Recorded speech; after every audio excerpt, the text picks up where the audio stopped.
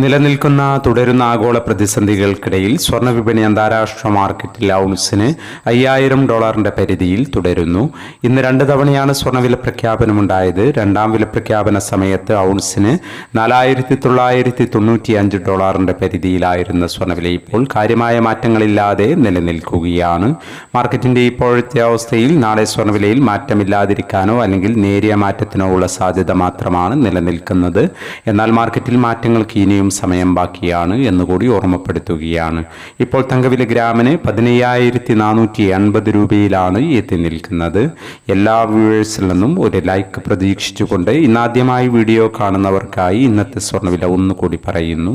ഉച്ചയ്ക്ക് ശേഷം പവന് 1280 രൂപ കുറഞ്ഞു. ഇന്ന് 16/3/2026 പവന് 1,15,440, ഗ്രാമിന് 14,430.